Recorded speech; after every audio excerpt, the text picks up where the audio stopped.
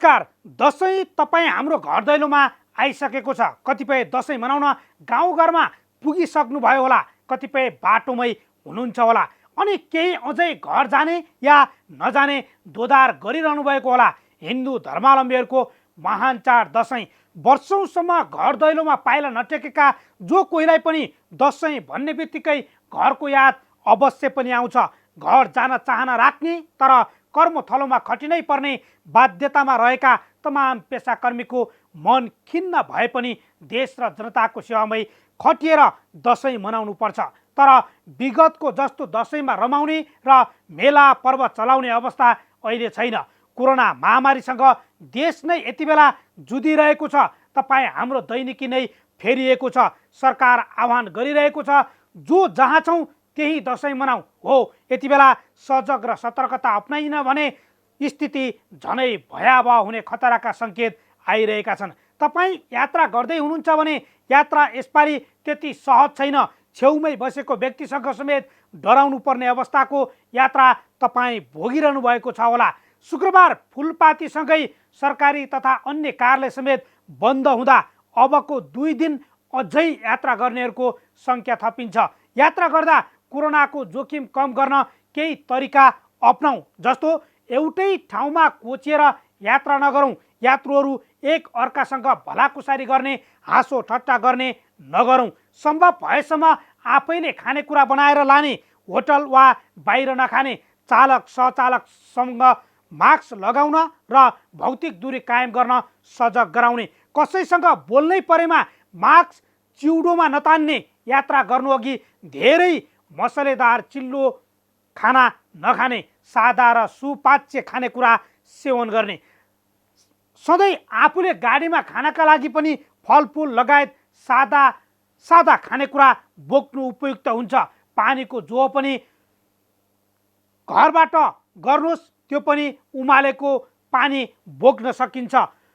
हुलमुलमा सामान्य हराउने साटिने सामानहरू आफैसँग राख्ने गरौँ। अझ हावा गुम्सिने साँघुरो ठाउँमा कोरोना भाइरस एक अर्कामा सजिलै फैलने हुँदा मास्क तथा सेनिटाइजरको प्रयोग गर्न नभुलौँ।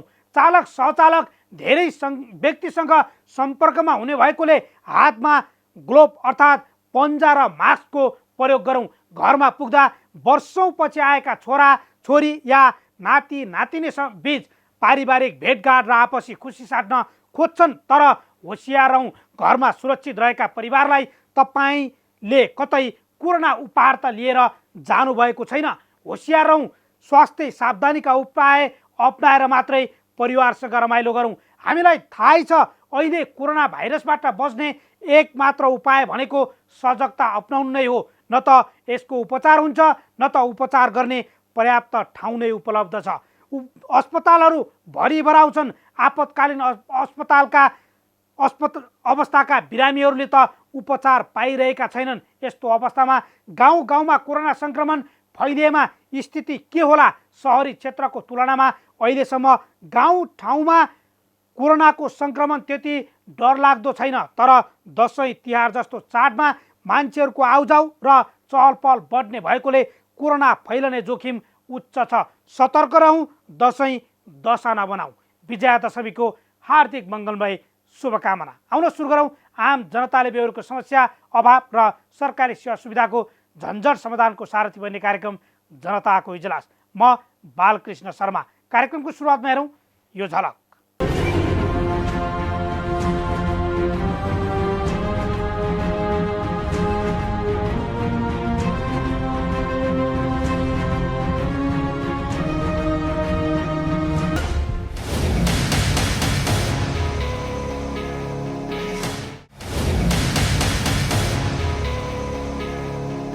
स्वागत छ कार्यक्रम जनताको इजलासमा। आज हामी सरकारले गरिब, असहाय र अपाङ्गताको कोरोना उपचार सरकारले गर्ने दाबी गरे पनि सरकारी अस्पतालमा नागरिक आर्थिक अभावमा छटपटाइरहेको एक विशेष रिपोर्ट, कोरोना महामारीमा दसैँ मनाउँदा अपनाउनु पर्ने सावधानी बारेको रिपोर्ट सँगै देश दसैँको महत्त्व, साहित्य र सतर्कताबारे सरकारवाला निकायसँग गरिएको कुराकानी र कोरोना नियन्त्रणमा सरकार असफल भएको भन्दै चौतर्फी आलोचना भइरहँदा प्रधानमन्त्री केपी शर्मा ओलीले गरेको सम्बोधनसहित उपस्थित भएका छौँ।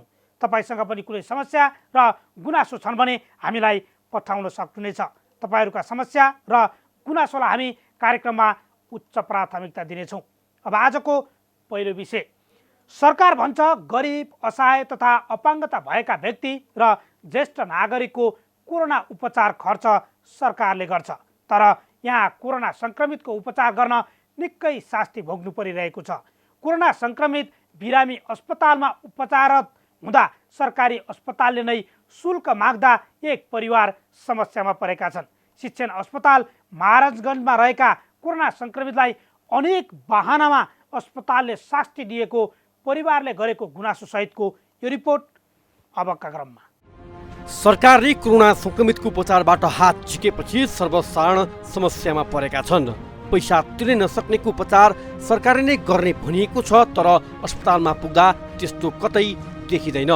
आर्थिक व्यवहार थाल्न नसकेको भन्दै कोरोना सङ्क्रमित निश्चित समूह बाहेकको निःशुल्क उपचार नगर्ने घोषणा गरेपछि सरकारको आलोचना भइरहेको छ। सरकारले सङ्क्रमितसँग शुल्क लिन घोषणा गरे लगतै विभिन्न अस्पतालहरूले उपचार शुल्क लिन थालेका छन्। तर गरिब असहायको उपचार सरकारले गर्ने नियम एकातिर छ, तर अर्कातिर बिरामीले उपचार नपाएर मर्नुपर्ने अवस्था आएको छ। सरकारको निर्णयबारे स्वास्थ्य तथा जनसङ्ख्या मन्त्रालयका सल्लाहकार डाक्टर खेम कार्कीको भनाइ यस्तो छ। होइन, यसमा हामीले एकदमै सजिलो बनाएको छौँ। जस्तो म गएँ, मैले पैसा तिर्न सक्दिनँ भनेर भन्यो भने पनि त्यो चाहिँ गरिब भयो। यहाँभन्दा चाहिँ लुज भनौँ न, यहाँभन्दा चाहिँ लुज क्राइटेरिया के हुनसक्छ? कोही मान्छेले चाहिँ गाडीमा गयो अनि त्यसपछि अस्पतालको बाहिर राखेर गाडी राखेर बाहिर गएर भित्र गएर चाहिँ म त कोरोनाको सङ्क्रमित हो, म आफै खर्च गर्न सक्दिनँ भने पनि ऊ गरिब हो। सो घोषणा गर भनेको छौँ हामीले। त्यसैले सो घोषणा गर्ने भनेको कुरा के हो भने अधिकांश चाहिँ सरकारले बेहोर्छ, तर जसले सरकारलाई चाहिँ भित्रैदेखि चाहिँ सहयोग गर्न चाहनुहुन्छ, मेरो खर्च चाहिँ म आफै गर्छु, म राज्यलाई चाहिँ यो अलिकति भए पनि सहयोग गर्छु भन्ने मान्छेहरू मात्रै हो। त्यसैले हाम्रो एक्सपेक्टेसन चाहिँ यो अहिले चाहिँ उपचारको क्राइटेरियाहरू चाहिँ परिवर्तन गर्दाखेरि चाहिँ एकदम धेरै मान्छेहरूले चाहिँ यो के भन्छ उपचारबाट वञ्चित हुन्छन् अथवा चाहिँ निःशुल्क सशुल्क धेरै मान्छेहरूले सशुल्क चाहिँ गर्छन् भन्ने कुराहरू होइन। एक दोस्रो कुरा के हो भने अहिले पनि जो मान्छेहरूसँग पैसा छ, जो मान्छेहरूले तिर्न सक्नुहुन्छ, उहाँहरूले चाहिँ निजी अस्पतालहरूका राम्रा बेडहरू होइन एकदम डिलक्स बेडहरूमा गएर उहाँहरूले खर्च गरेरै बसिराख्नु भएको छ त। अनि टेस्ट गर्न पनि त हाम्रो टेकुको लाइनमा आउनु भएको छैन नि त। उहाँहरू त निजी प्रयोगशालामा गएर पैसा तिरेरै गरिराख्नु भएको छ। भनेपछि त्यस्तो व्यक्तिहरूले चाहिँ त्यो सशुल्क तिरेर राज्यलाई सहयोग हुन्छ भने सहयोग गरिदिनुहोस्। जिम्मेवार व्यक्तिहरूले यति सहजै जवाब दिइरहेका छन् कि मानौ सङ्क्रमितलाई कुनै समस्या नै छैन। पद र सत्तामा डुबेकाहरूले सर्वसाधारणको दुःख नबुझ्दा समस्या दिन प्रतिदिन बढिरहेको छ।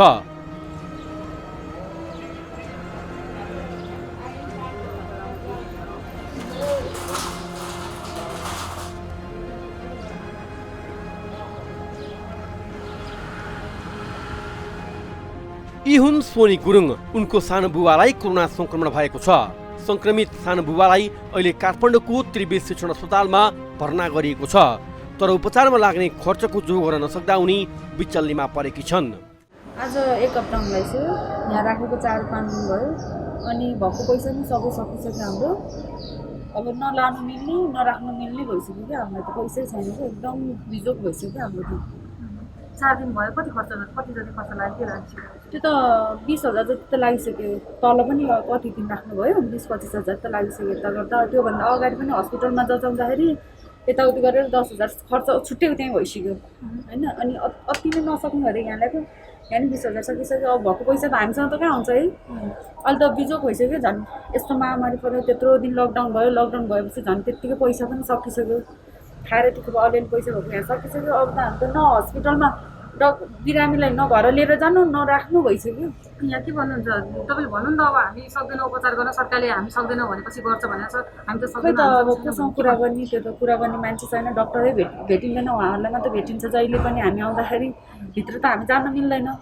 अब मेरो नि सानो बच्चाहरू छ, धेरै गाह्रो भइसक्यो। उहीँ हो कमाएर खाँदैन, एकदम गाह्रो भइसक्यो। उनी जस्तै अर्का व्यक्ति थिए सुभाष रेग्मी। उनलाई पनि यही समस्याले प्रोलेको छ। उनकी श्रीमतीलाई कोरोना संक्रमण भएपछि शिक्षण अस्पतालको भेन्टिलेटरमा राखिएको छ। उपचारका लागि लाखौं रकम खर्च भइसक्यो। ऋण काटेर जोहो गरेको रकमले नपुगेपछि उपचार नै गर्न नसक्ने अवस्था सिर्जना भएको छ। मैले अर्को हस्पिटल राखेर ल्याएको हो। यहाँ चाहिँ 3 दिन भयो आज। बिरामीलाई अहिले धेरै सुधार आएको छ भनेर डाक्टरले भन्नुभएको छ। यहाँको ट्रिटमेन्ट चाहिँ अलिकति ठिकै लागेको छ। के लागिरहेछ रे? ठिकै लागेको छ। अब घर परिवारले त सबैले अब समस्या नै भोगिरहेछन् होइन। तैपनि अब बिरामीको स्वास्थ्यलाई पहिले प्राथमिकता दिँदाखेरि दसैँको माहौललाई हामीले त्यति कारण नमानिकन सञ्चाएको छ। दसैँ अब यही हस्पिटललाई त बित्ने होला। यही बित्ने छ। जस्तै अब उपचार चाहिँ कसरी भइरहेछ अहिले? उपचारहरू अब आफ्नै खर्चले गरिरहनु परिरहेछ। भेन्टिलेटरमा राखेको हो। अब यहाँ चाहिँ 3 दिन अगाडिसम्म चाहिँ पैसा लाग्दैन थियो अरे। अहिले चाहिँ हामीलाई यहाँ चेकअपको सबै पैसा तिराइरहेको छ। बिरामी भर्नाको पनि 15,000 लियो। औषधिहरू हामी आफै युज गरिरहेको छ किनेर होइन। त्यही भएर यो चाहिँ अलिक गभर्मेन्टले गरेको निर्णयलाई यसको चाहिँ हामी विरोध गर्दछौँ क्या। किन सरकारी हस्पिटलमा फ्रीमा पाउनु पऱ्यो। हामी तिर्न नसक्नेमै हो। तैपनि अब मान्छे त बचाउनु पऱ्यो। हेर्नुहोस्, हामी ऋण काटेर ल्याएर यहाँ 3 रुपियाँ 4 रुपियाँ ब्याजमा काटेर ल्याएर भयो भने मान्छे बचाउने कोसिसमा लागेको छ। पैसा छैन, व्यापार छैन, केही छैन। अब 6 महिना भयो त्यतिकै बसेको। अब अहिले आएर यस्तो लाग्यो होइन। अहिले हाम्रो घटीमा पनि 4-5 लाख रुपियाँ खर्च भइसक्यो। उनीहरू त एउटा उदाहरणको पात्र मात्रै हुन्। यस्ता कयौं कोरोना संक्रमितहरू त उपचार खर्च नहुँदा घरमै बसिरहेका छन्।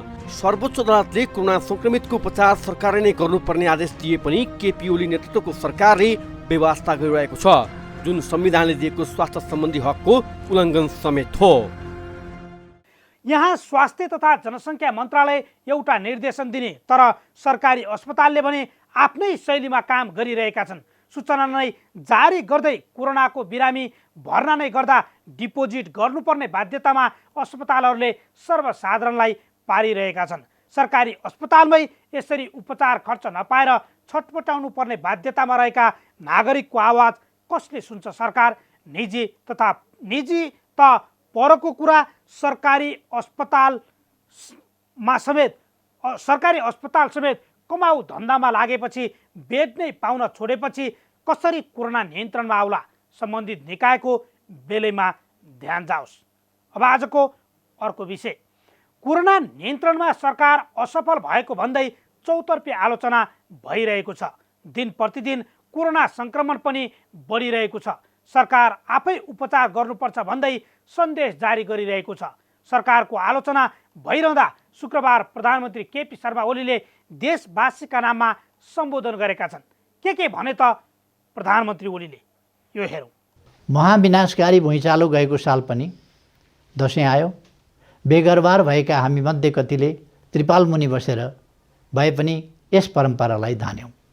पारिवारिक मिलनको चाडका रूपमा वर्षमा एकचोटि हर्षोल्लासका साथ मनाइने यस पर्वमा परदेशमा रहेका आफन्त घर आउन नपाएकोमा दुखी हुँदै हामीले पटक पटक यस्ता महान पर्वहरू मनायौँ। यस वर्ष हामी कोभिड-19 महामारीको भुमरीबीच बडा दसैँ 2077लाई स्वागत गरिरहेका छौँ। यस विश्वव्यापी महामारीले नेपाललाई पनि नराम्ररी प्रभावित गरेको छ। यस घडीमा हामी परिवारमा सँगै भएकाहरू पनि परपर बस्न बाध्य छौँ। पहिले छुट्टी नमिल्दा र यस चाडमा घर जान नपाउँदा निराश हुने हामीहरू अहिले छुट्टी मिल्दा समेत चाहेर पनि घर फर्कने र परिवारमा घुलमिल हुने अवस्थामा छैनौँ। सतहमा सबै स्वस्थ देखिन्छौँ, फेरि पनि कुन बेला ओछ्यानमा पर्नुपर्ने हो र अलग अलग थन्किनु पर्ने हो टुङ्गो छैन। अनिश्चय र आशंकाको बीचमा हामी छौँ। अहिलेको यस विषम परिस्थितिमा हामीले यस महान चाडलाई विगतमा भन्दा फरक ढङ्गले मनाउनु परेको छ। आफ्ना मान्यजनहरूसँग टीका जमरा ग्रहण गर्ने क्रममा अनावश्यक नजिकिँदा हुन सक्ने सम्भावित सङ्क्रमणको खतरा ख्याल गर्नुपर्ने हुन्छ। ज्येष्ठ नागरिक, बालबालिका र कमजोर स्वास्थ्य अवस्थाका व्यक्तिहरूमा सङ्क्रमणको सम्भावना ज्यादा हुने भएकोले यसप्रति विशेष सजग भएर नै दसैँ मनाउनु हुन म सबैमा आग्रह गर्न चाहन्छु। दसैँको मुखमा यस महामारीको सङ्क्रमण अहिलेसम्मकै उच्च देखिएको छ। अहिले राजधानी काठमाडौँ उपत्यका यस सङ्क्रमणको केन्द्र जस्तै बन्न पुगेको छ। यस महामारीको सङ्क्रमणको वेग थामिन अझै केही समय लाग्न सक्छ। त्यसैले यसलाई रोक्न, नियन्त्रण गर्न र सङ्क्रमितको उपचारमा सरकारले आफ्ना सम्पूर्ण प्रयासहरू केन्द्रित गरेको छ। कुनै पनि विपत्तिमा नागरिकको रक्षा गर्नु सरकारको निशर्त दायित्व हो। अहिले यस महामारीबाट जनताको जीवन रक्षा गर्नु पनि सरकारको सबैभन्दा पहिलो काम र परम कर्तव्य हो। यस दायित्वलाई पुरा गर्न तपाईको मतबाट निर्वाचित यो सरकार कुनै पनि बहानामा पछि हट्दैन। म सम्पूर्ण देशवासी दिदीबहिनी दाजुभाइहरूलाई निश्चिन्त रहन अनुरोध गर्दछु। कोभिड-19बाट सङ्क्रमित हरेक नागरिकको परीक्षण र उपचारको यथोचित प्रबन्ध यस सरकारले गर्नेछ। पहिचान, परीक्षण र उपचारमा मात्रै होइन, यस महामारी विरुद्धको खोपमा नेपाली जनताको सहज पहुँचका लागि समेत सरकार क्रियाशील रहन्छ। सामान्यतया यस्ता राष्ट्रिय विपत्तिका बेला अफवाहका तुवालो बाक्लै लाग्ने गर्दछन्। गत वर्ष चैत 11 गते पहिलोचोटि लकडाउन गरेदेखि हालसम्मै जनतालाई भयभीत र असहाय महसुस गराउने प्रकृतिका थुप्रै अफवाहहरू चलेका छन्। सक्रिय सङ्क्रमितको एउटा मात्रै केस हुँदा होस् वा अहिले एकै दिनमा 5000 भन्दा बढी सक्रिय केस पहिचान भएको क्षणमा होस्, अफवाहको प्रकृति करिब करिब उस्तै रहेको देखिन्छ। तर आम देशवासीको सहयोगका कारण समयक्रममा त्यस्ता तुवालोका तहहरू क्रमशः फाटेका छन्। जनताको यही सकारात्मक सहयोगका कारण यस महामारीमा मृत्युदर अझै 0.6% भन्दा माथि जान सकेको छैन। निको हुने दर क्रमशः बढ्दैछ। मैले भन्दै आएको छु, महामारी विरुद्धको यस लडाइँमा हामी प्रत्येक सिपाही हौँ। हामी हरेकको यस लडाइँमा आफ्नो सुरक्षा, परिवारको सुरक्षा अनि समुदाय र आम जनताको सुरक्षाको लागि योगदान हुनु आवश्यक छ। यसो भनिरहँदा सरकारले सक्ने आफै बाँच, नसक्ने जेसुकै गर भन्यो भन्ने जस्ता हल्ला फेरि पनि सुनिएको छ। महामारी र महाविपत्तिमा राज्यले सबै नागरिकको यथोचित साथको अपेक्षा गर्दछ। हुनेले नहुनेलाई सहयोग गर्ने मानवीय पक्ष मात्र नभई हामी नेपालीहरूको परम्परा नै रहेको छ। सरकारले सङ्क्रमितको पहिचान, परीक्षण र उपचारमा सबैको उत्तिकै पहुँच हुने प्रबन्ध गरिरहेको छ। सम्बन्धित अस्पताल, विकास समिति, सङ्क्रमित व्यक्ति वा परिवारले सक्दिन भनेर सो घोषणा गरेको अवस्थामा निःशुल्क उपचारको व्यवस्था निरन्तर जारी छ। मृतकहरूको शव व्यवस्थापनको सन्दर्भमा पनि केही फरक नगरी पूर्ववत व्यवस्था नै जारी छ। सँगसँगै स्थानीय परम्परा र पारिवारिक संस्कारलाई समेत मध्यनजर गरी पारिवारिक संलग्नतामा शव व्यवस्थापन गर्न सकिने प्रबन्ध समेत मिलाइएको छ। निजी अस्पतालमा अहिले पनि कतिपय दिदीबहिनी दाजुभाइहरू स्वेच्छाले आफ्नै खर्चमा उपचार गराइरहनु भएको छ। राज्यको लागि बोझ होइन, थप सहयोग गर्ने उहाँहरूको यो कार्य आफैमा प्रशंसनीय छ। कठिन घडीमा नै परिवार, नातागोता, छरछिमेकी र जनप्रतिनिधिहरूको सहयोगको महत्त्व हुन्छ। पीडाको घाउमा पारस्परिक सहयोग र एकताको भावनाबाट मलम लगाउन सकिन्छ। आफै सङ्क्रमित हुँदा होस् वा परिवारका कोही, त्यसको मनोवैज्ञानिक असर गहिरो हुन्छ। सङ्क्रमित बिरामीहरू सङ्क्रमणले सृजना गरेको भयबाट अपहेलित हुने र उपचार नपाउने जस्तो स्थिति हुनु हुँदैन। अत्यन्त सावधानी र आत्मीयताका साथ गरिने सहयोगी व्यवहारले बिरामीहरूको मनोबल उच्च पार्न र छिटो निको बनाउन मद्दत पुर्याउँछ। यस महामारी विरुद्धको हाम्रो लडाइँ राजनीति वा अन्य स्वार्थहरूको टकरावसँग सम्बन्धित छैन र हुनु हुँदैन। कोरोना भाइरस जस्तो अदृश्य साझा शत्रुसँगको लडाइँको विषयलाई पक्ष विपक्षको स्वार्थ, दाउपेच र अस्त्रको हिसाबले प्रयोग गर्नु त किमार्थ पनि उचित हुँदैन। फेरि पनि म दोहोऱ्याएर स्पष्ट पार्न चाहन्छु, यस कठिन घडीमा सरकार नागरिकको जीवन रक्षा र स्वास्थ्य उपचारको सन्दर्भमा आफ्ना कर्तव्यहरूबाट विमुख हुन सक्दैन र भएको छैन। त्यसैले जनताको स्वास्थ्य सुरक्षा एवं जीवन रक्षाका लागि सरकारले घोषणा गरेका नियमहरूको कडाइका साथ पालना गर्न म सबैमा आग्रह गर्न चाहन्छु। यस्तो बेलामा हामीले सबै प्रकारका चिकित्सा प्रणालीहरू, तद अन्तर्गतका विधि र औषधिहरू तत्सम्बन्धी विज्ञ र चिकित्सकहरूको परामर्शमा मात्रै नियमको पालना र औषधिहरू सेवन गर्नु उचित हुन्छ। मास्कको अनिवार्य प्रयोग गर्ने, सामाजिक दूरी कायम गर्ने, सरसफाइमा बढी ध्यान दिने, ताजा खानेकुरा खाने, तातो पानी पिउने र सम्बन्धित विधाका चिकित्सकको परामर्शमा औषधीय गुणले युक्त रहेका घरेलु औषधीय तत्त्वहरूको प्रयोग गर्ने जस्ता कुरामा सक्दो ध्यान दिनु जरुरी छ। कोभिड-19बाट जनतालाई बचाउन मानवीय र सेवाभावका साथ आफ्नो मोर्चामा हरेक खतरा र कठिनाइलाई बेहोर्दै चिकित्सक, नर्स तथा अन्य स्वास्थ्यकर्मी, सुरक्षाकर्मी, कर्मचारी, समाजसेवी, जनप्रतिनिधि, परोपकारी सङ्घ संस्था र व्यक्तिहरू निरन्तर क्रियाशील हुनुहुन्छ। अहोरात्र खट्ने व्यक्ति तथा संस्थाहरूप्रति उच्च सम्मानका साथ उहाँहरूको योगदानको प्रशंसा गर्दछु। यसपालिको बडा दशैँ मनाइरहँदा म कोभिड-19 सङ्क्रमणका कारणले भएको मानवीय क्षतिप्रति दुःख र शोकाकुल परिवारजनमा गहिरो समवेदना व्यक्त गर्दछु। सङ्क्रमणबाट बिमारी अवस्थामा रहनुभएका सम्पूर्ण दाजुभाइ तथा दिदीबहिनीहरूको शीघ्र स्वास्थ्य लाभको कामना गर्दछु। यस महामारीको सङ्क्रमणबाट आफू जोगिनु र आफन्तलाई पनि जोगाउनु अहिले प्राथमिक काम हो। त्यसैले यसपालिको बडा दशैँ हामी जो जहाँ छौँ त्यहीँ रहेर मनाउन म सबैसँग विनम्र अनुरोध गर्न चाहन्छु। सङ्क्रमणको सम्भावित खतरालाई ध्यानमा राखी मैले पनि यसपालि प्रधानमन्त्री निवासमा हुने बडा दशैँको सार्वजनिक टीका कार्यक्रम नराख्न निर्देशन गरिसकेको छु। दिदीबहिनी तथा दाजुभाइहरू, जस्तै अप्ठ्यारोमा पनि हामी नेपालीले साहस र सहजताका साथ दुःखको सामना गर्ने गरेका छौँ। यस महामारीले पनि अहिले हाम्रो परीक्षा लिइरहेको छ। अनुशासन, उच्च मनोबल, सतर्कता र पारस्परिक सहयोगबाट यसलाई परास्त गर्न सकिन्छ भन्नेमा म विश्वस्त छु। अब एकैछिन विश्रामपछि कोरोना महामारीमा दशैँ कसरी सुरक्षित भएर मनाउने भन्नेबारे गरिएको कुराकानी सहित उपस्थित हुनेछौँ। हामीसँगै रहनुहोला।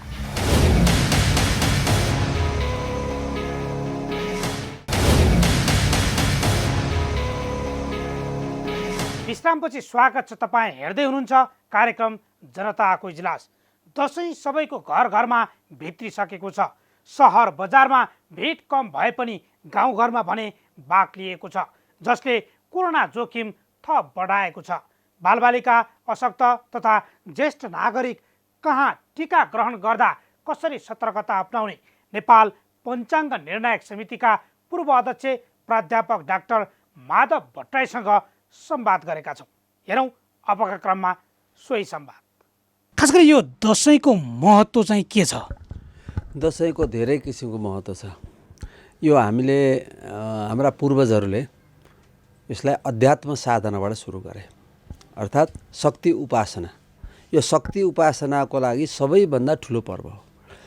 त्यहाँदेखि लिएर अब आजको दृष्टिकोणमा, आजको परिवेशमा हेर्ने हो भने यसले एउटा धार्मिक महत्त्व, सांस्कृतिक महत्त्व, सामाजिक महत्त्व,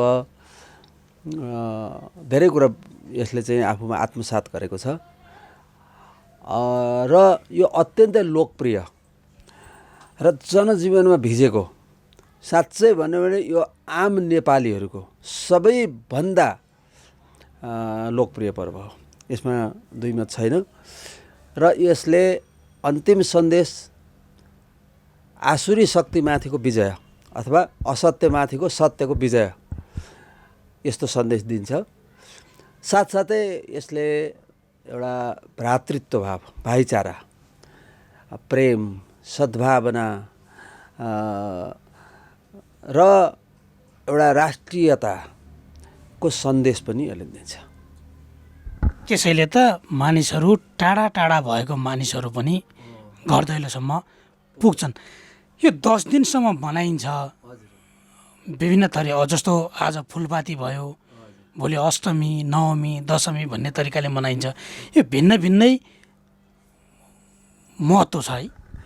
होइन, समग्र त एउटै कुरो हो होइन। दुर्गा भनेर, दुर्गा तत्त्व जुन हो, त्यो शक्ति तत्त्व भनौँ, त्यो एउटै हो। तर शक्तिका अनेक लीलाहरू छन्। उहाँले विभिन्न रूपहरू लिनुभएको छ, विभिन्न समयमा विभिन्न महिमा देखाउनु भएको छ। त्यसले गर्दाखेरि यो दसैँमा चाहिँ नवदुर्गा 9 दिनसम्म नयाँ दुर्गाहरूको प्रत्येक दिन एक एक दुर्गालाई केन्द्रमा राखेर पूजा गर्ने, मुख्य मानेर पूजा गर्ने होइन। अब फुलपातीको दिन चाहिँ हामी बिहान कालरात्रि देवीको पूजा गर्छौँ, कालरात्रै नमः भन्ने। त्यसपछि अरू चाहिँ आफ्ना मन्त्रहरू, जपहरू, स्तोत्रहरू पाठ गर्ने, जप गर्ने, ध्यान गर्ने, उहाँप्रति श्रद्धा भक्ति प्रकट गर्ने, अनेक किसिमका उपचार सामग्रीहरूले पूजा गर्ने। यो छ भने अब अष्टमीको दिन गएपछि उहाँलाई महागौरी होइन, कालरात्रिबाट उहाँ महागौरीको रूपमा प्रकट हुनुभयो। यो जेमा प्रकट फेरि हाम्रो नेपालमै प्रकट हुनु, हाम्रो हिमाली भेगमा प्रकट हुनुभएको अन्त होइन नि, किन उहाँ त हिमालकै छोरी हो नि त, पर्वतकै छोरी हो। पार्वती भने पनि हुन्छ, दुर्गा भने पनि हुन्छ, काली भने पनि हुन्छ, गौरी भने पनि भयो, महागौरी, उहाँको अनन्त अनेकौँ नाउँ छन्। तर यहाँ हामी 9 दिनसम्म चाहिँ नवदुर्गा एक एक दुर्गाको पहिलो दिन प्रथम दिन चाहिँ शैलपुत्रीबाट सुरु गरेर कालरात्रि पूजा गर्छौँ। नवमीका दिन सप्तमीका दिन, अष्टमीका दिन महागौरीको पूजा गर्छौँ र नवमीका दिन सिद्धिदात्री भगवतीको पूजा गर्छौँ। र नवदुर्गा पूजा गरिसकेपछि 10औँ दिनका दिन अर्थात् दशमीका दिन, आश्विन शुक्ल पक्षको दशमी तिथिका दिन हामी भगवती माताको प्रसाद ग्रहण गर्दछौँ। जस्तो यस वर्ष टिकाको सायद कति बेला छ र उपयुक्त मान्छे हुन त दिनभरि पनि लगाउँछन् कतिपय ठाउँमा, उपयुक्त समय कति बेला हो, कति बजेदेखि कति बजेसम्म लगाउँदा उपयुक्त हुन्छ, के छ? अब दसैँको दिन अथवा दसैँको टिकाको दिन सबभन्दा पहिले हामीले साइत हेरेर देवीलाई बिदाई गर्नुपर्छ, देवी विसर्जन भनिन्छ। त्यो चाहिँ बिहान 10:11 राखेको छ। नेपाल पञ्चाङ्ग निर्णायक समितिले त्यसलाई त्यो तोकेको छ र त्यो उपयुक्त समय छ 10:11। त्यसपछि 10:19 टिकाको साइत मुख्य शुभ मुहुर्त दिएको छ। त्यसपछि जतिखेर लगाए पनि भयो आफ्नो अनुकूलताले। सकेसम्म साइत छोप्ने, साइत छोप्न भ्याएन कारणवश भने त्यसपछि लगाउने। अब धेरै ठाउँ त पूर्णिमासँगै लाउँछन् टिका, अब कता कता चाहिँ टिका दिने मात्रै लाउँछन्, तर धेरै ठाउँमा पूर्णिमासम्म पनि लाउँछन्, किन भगवतीको माताको प्रसाद हो।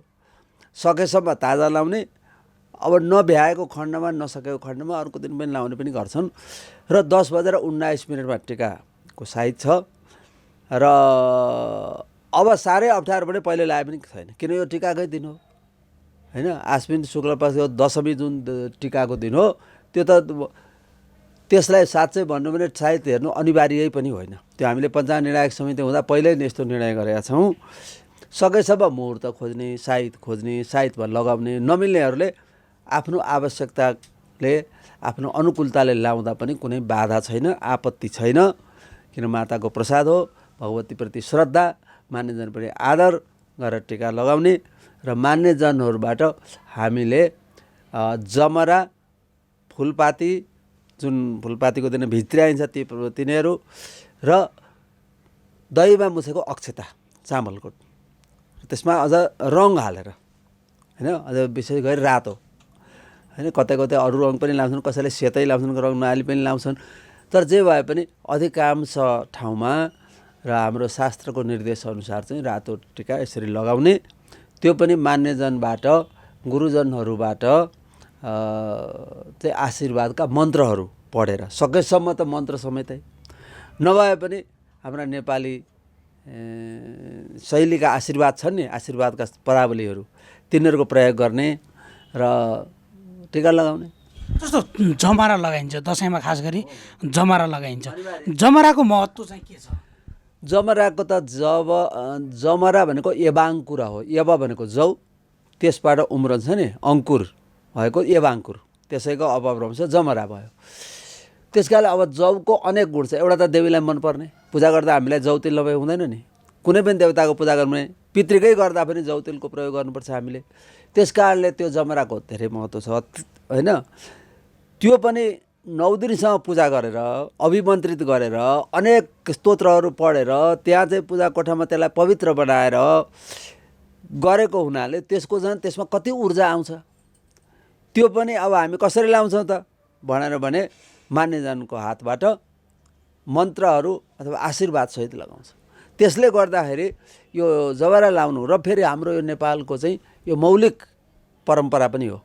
यो अन्ततिर हेऱ्यो भने कि त नेपाली नै लाउँछन् अन्त गएर, नभए अरूले हिन्दू नै छ सनातन नै छ भने पनि जमरा नै लाउँछ भन्ने छैन। हाम्रो दही हालेर त्यो चामलमा चाहिँ दहीले मुछेर नै टिका लाउँछ भन्ने छैन। अन्त लाउँदैन, उनीहरूलाई थाहै छैन, उनीहरू जानेकै छैन, उनीहरूका लोप भइसक्यो त्यो परिपाटी त्यो परम्परा। तर नेपालमा चाहिँ बचेकै छ। त्यसले गर्दाखेरि अब यसको पनि फेरि धेरै महत्त्व छ। जौको उत्तिकै महत्त्व छ। अब चामल किन चामलकै टिका, किन दहीलाई मुछ्नु पर्ने? अब त कृषि छ भने हाम्रो नेपाल कृषि प्रधान हो, किन यहाँको भूगोलै कृषि प्रधान हो नि। हिमालदेखि तराईसम्म हेर्नु त हाम्रो यति थोरै चाहिँ दूरीमा हिउँ पर्ने ठाउँ पनि छ, मस्त गर्मी हुने ठाउँ पनि छ, अब बिचको पहाडी भाग पनि छ, कछाड पनि छ, त्यहीँ बेसी पनि छ, उपत्यकाहरू पनि छन्, भन्ज्याङहरू पनि छन्। ल हेर्नु कस्तो चाहिँ नेपाल छ। त्यसले गर्दा सबै किसिमको धेरै किसिमको खेती हुन्छ र धेरै किसिमका जडीबुटी हुन्छन् जो विश्वमा पाइँदैन नेपालमा। त्यसले गर्दाखेरि हामीलाई यो कृषिलाई पनि प्रोत्साहन गर्नको निमित्त प्रकृतिको फेरि त्यतिको बच्चा यो त किन प्रकृति सापेक्ष हाम्रा पर्वहरू के छन् प्रकृति अनुसार। किन हामीले चाहिँ चैतलाई चाहिँ दसैँ मात्रै भन्यौँ, यो असौ आश्विन शुक्ल पक्षको यो शरद ऋतुको नवरात्रलाई किन हामीले बडा दसैँ भन्यौँ भन्दाखेरि यहाँ प्रकृति हाम्रो अनुकूल छ। अहिले एक प्रकारको सबै ठाउँमा सहकाल छ। खेतीपातीबाट हामीसँग पहिलेको बर्खे बाली त भित्रिसक्यो नि होइन। अब हिउँदे बाली झुल्न थालेको छ, त्यो बिच त्यो त्यो त्यो चाहिँ दोसादमा हामी छौँ र दसैँ सिद्धेपछि हामी फेरि धान खेतीको उठाउनेपट्टि लाग्छौँ भन्दाखेरि प्रकृतिले पनि यो बेला साथ दिएको छ र कृषि पनि होइन हाम्रो लागि अत्यन्त आवश्यक छ होइन। अरू जसले जतिसुकै गरोस्, हेर्नु कोरोनाले उसले देखायो हेर खेती गरेर आफ्नो उब्जा गरेर अर्ग्यानिक सेवन गर भोजन गर भनेर सन्देश दियो कि दिएन त होइन। अब त्यसलाई हामीले राज्यले त्यतापट्टि ध्यान दिनुपर्ने हो। जस्तो अब मैले ठ्याक्कै जोडेको मानिसहरूले विभिन्न आसनको कुरा पनि गर्छन्, पूर्वपट्टि फर्किएर अथवा दक्षिण अथवा के भन्ने कुरा पनि आइरहेको हुन्छ। त्यो चाहिँ अहिले कसरी बस्दा कुन आसनमा जाँदा त्यसरी टिका लगाउन सकिन्छ? के हो भने आसनको कुरा चाहिँ भने कता फर्कने भनेर भन्ने कुरा छ नि, त्यो चाहिँ के हो भनेर भन्दाखेरि हामी चन्द्रमा हेर्छौँ, चन्द्रमालाई सम्मुख पार्ने या दाहिने पार्ने। त्यो दिन चन्द्रमा कता छन् होइन भनेर भने त्यो दिन चन्द्र चाहिँ कुम्भ राशिमा छन्। अर्थात् चन्द्रमा कता छन्? अब चन्द्रमा चाहिँ अब हामीले त्यो लगाउने मान्छेले पश्चिम फर्काउनु पर्ने भयो चन्द्रमालाई सम्मुख पार्न। त्यसले गर्दाखेरि लगाउने मान्छे लगाइ माग्ने मान्छे भनौँ न, लगाइ माग्ने मान्छे पूर्व, लगाइदिने मान्छे पश्चिम फर्केर लाउने। यो भयो भने के अरे चन्द्रमा पनि अनुकूल हुन्छ। अनि कुनै दोष हामीले लग्न यो मुहुर्त मात्र सकेनौँ भने पनि के हो त, अब हरती सकल दोषान चन्द्रमा सम्मुख हस्त, अगाडि चन्द्रमा परे अथवा दाहिना चन्द्रमा पऱ्यो भने हामीलाई कुनै किसिमको पनि दोष लाग्दैन, अशुद्धिको हामीले त्यसको चाहिँ अनिष्ट फल बेहोर्नु पर्दैन। त्यसले गर्दाखेरि यसपालि लगाइ मान्ने मान्छेले चाहिँ पश्चिम फर्काउने, लगाइदिनेले पूर्व फर्काउने सबभन्दा उत्तम त्यो देखिन्छ। जस्तो यो त एउटा धार्मिक मान्यता लगायत विधि पनि भयो। अहिले त हामी अब तपाईँ म कुरा गर्दा पनि मास्क लगाएर गर्नुपर्ने अवस्था छ। मानिसहरू यति बेला टाढा छन्, कोही घर पनि गएका छैनन्, जो कोरोनाको त्रासका कारण कोरोना फैलिन्छ भन्नेको पनि त्रास छ। अब जस्तो बाहिर भएका मानिसहरू घरबाट कसरी आशीर्वाद लिने, अनि घर गएका मानिसहरूले पनि कसरी टिकाकरण गर्ने लगायतको के छ? यो के हो भने यो महामारी पनि यो चाहिँ के भने जुन रूपमा आयो हुन त यो अहिलेसम्म महामारीको खासै कसैले पनि यसको परिभाषा र यसको जड पत्ता लगाउन सकेका छैन। साँच्चै भन्यो भने अहिलेसम्म यतिका वर्ष भयो, यतिका समय भयो, झनै वर्ष धेरै हुन लाग्यो नि विश्वमा। नेपालमै 7-8 महिना त नेपालमै हामीले बेहोरिरहेका छौँ। त यो के हो भने देवी नै रुष्ट हुँदा, पशुपतिनाथ नै रुष्ट हुँदाखेरि यस्ता घटनाहरू भइरहन्छन्। इतिहासमा पनि हुन्थे होइन। अब अहिले धेरै सबै देशलाई व्याप्त भयो, किन अत्याचार धेरै बढ्यो, भ्रष्टाचार, अन्याय, अपराध होइन यी यस्ता चाहिँ साना साना शिशुहरूमा बलात्कार हुने हत्या हुने हेर्नु त यीको यस्तै अनर्थ भएपछि के हुन्छ भने भगवती देवी यस्ता महामारीको रूपमा प्रकट हुन्छ। महाकाले महामारी स्वरूप म त महामारी स्वरूप हुँ नि भगवतीले भन्नुहुन्छ महाकाली नै महामारी बनेर आउनुहुन्छ के को लागि नष्ट गर्नलाई। त्यस कारणले यसबाट के गर्नुपर्छ हामीले देवीलाई खुसी पार्नुपर्छ। त्यसो भएको हुनाले अब त्यो जेसुकै भए पनि आइसक्यो अब हामीले के गर्नु भने दूरी कायम गर्नै पर्यो। हाम्रो संस्कृति र दूरी कायम गर्नु मन छ। हामी त एउटा आफ्नो परिवार बाहेक अर्कोसँग त हामी त न सँगै बस्छौँ न हामी कहिले हात मिलाउँछौँ। हाम्रो हात मिलाउने संस्कृति होइन यो हामीलाई पश्चिमीले सिकाइदियो। अहिले हाम्रा मान्छेहरू चाहिँ हाम्रा नायिकाहरू के गर्न थाले त्यही हात मिलाउन थाले। हामीले त्यो सिकाउनुपर्छ कहिल्यै पनि हात नमिलाऊ सधैँ नमस्कार गर झुकेर त्यो पनि यो यसरी एक मुड्केले उठाएर होइन झुकेर नमस्ते नमस्कार अभिवादन प्रणाम जे भन्ने हो त्यो भन्नुपर्छ। त्यो भयो भने के भने नजिक पनि टाँसिनु पनि परेन। अब जहाँसम्म लाउँदाखेरिको हामीले के अरे मास्कको प्रयोग गर्ने ठिक छ अहिलेको महामारी छ किन मास्कको हामीले पहिले पनि प्रयोग गर्थ्यौँ। हामी गम्छा प्रयोग गर्थ्यौँ यही अहिले किसिमको यही डिजाइनको मास्क नभए पनि हामीले पहिलेदेखि हामीले यस्ता पूजामा हामीलाई गम्छा अनिवार्य हुन्छ हो कि होइन। कुनै पनि कर्म गर्नु पऱ्यो भने धार्मिक कृत्य गर्दाखेरि हामीले एउटा पण्डितलाई दिनु भने अनिवार्य रूपमा एउटा गम्छा दिएकै हुन्छ होइन। धोती र गम्छा अनिवार्य छ नि त त्यो किन दिएको त भन्दाखेरि मुख छोपोस् उसलाई अलिकति चिसोबाट बच्न पनि सजिलो होस् धुलो उसको मुखमा कान उसबाट नाकबाट नपसोस् भनेर त्यो दिएको छ। त त्यो मास्क लगाउने दूरी कायम गर्ने टिका लाउने मान्छे पनि टाँस्नु पर्दैन अलिकति पर यति पर गर्नु सक्छ झन्डै चाहिँ 1.5-2 मिटरै होइन 1 मिटर त पर भइहाल्छ नि। त त्यो पनि मास्क लगाएर गएपछि त्यसको रिस्क हामीलाई हुँदैन र देवीलाई यी केही कतिपय नियम पालन गर्ने होइन जथाभावी भोजन नगर्ने होइन शुद्ध भोजन गर्ने राम्रो पकाएर भोजन गर्ने खान हुने र नहुने कुरा छुट्याएर भोजन गर्ने के कारणबाट यस्ता रोग लागिरहेछन् त त्यो थाहा छ नि त मान्छेलाई संसारबाट कसरी यसको उत्पत्ति कसरी भयो त्यस्ता चिजहरू खानु भएन होइन। त त्यो चिज खानु भएन सफा पवित्र रहनु पर्यो कि हाम्रो पूजामा त पवित्र रहने नै कारण छ होइन। यो भयो भनेदेखि कोरोना लाग्ने होइन कि कोरोना घट्छ र देवीको आराधनाले नै पशुपतिनाथको आराधना शिवशक्तिको आराधनाले नै यस्ता रोगहरू भाग्छन् रोगहरू नष्ट हुन्छन्। त्यो कुरा हाम्रा चण्डीवाद पाठ गर्दा पनि त्यो कुरा हामी पढ्न पाउँछौँ। हाम्रा संस्कृतिमा ती आचारहरूको उल्लेख छ होइन। अब अहिले मान्छेहरू जथाभावी गर्न थाले अब अहिले के भने मन्दिर बन्द गरिदियो भने कोरोना घट्छ भन्छ। मन्दिर बन्द गरेपछि कोरोना बढाएको छ कि छैन? अहिले त सबै शिवालयहरू सबै मठ मन्दिरहरू सबै बन्द छन्। त्यो राज्यको अदूरदर्शिता एक किसिमले अर्को किसिमले के भने हाम्रो संस्कृतिमाथिको त्यो प्रहार हो। मैले त्यसरी बुझ्छु। म मात्र होइन आम नेपाली जो आफ्नो धर्म संस्कृतिप्रति आस्था राख्छन् सबैले यही बुझेका छन् कि मन्दिर बन्द गर्ने अरूको चाहिँ पूजास्थल किन खोल्ने प्रश्न छ नि। त्यस कारण त्यो मन्दिरमा दूरी कायम गरेर दर्शन दिनुपर्छ। अब अहिले त के गरिदियो भगवान् र भक्तलाई छुट्याइदियो सरकारले। भगवान्लाई भक्तले भेट्न पाउँदैन भगवान्ले भक्तलाई दर्शन दिन पाउनु ल हेर्नुहोस् त अब विडम्बना। त्यसले गर्दा कोरोना नबढेर के भर्छ त नि। त्यस कारणले हामी यी पालन गर्नुपर्छ। हाम्रो आचारमै ती पर्छन्। हामीले शुद्ध चिजहरूको प्रयोग किन गर्ने पूजा कोठामा हाम्रो भान्सामा किन जोपावी नपस्ने यस्तै महामारी भएपछि हामीले त्यसलाई धार्मिक एउटा आचार पद्धतिको रूपमा लगे हो।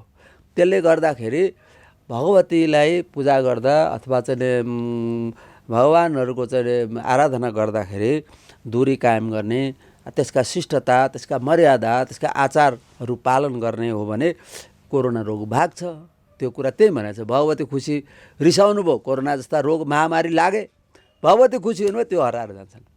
र यो कुरा अहिले विश्वमा छ नि भन्ने कुरा आउँछ। विश्वमा अपराध बढ्यो। अब यसको निर्देश नेपालले गर्नुपर्थ्यो।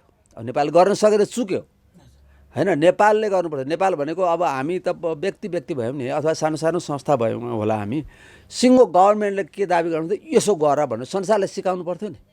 तपाईँहरू नमस्कार गर्नुहोस् हामीले किन भन्नु नसकेको?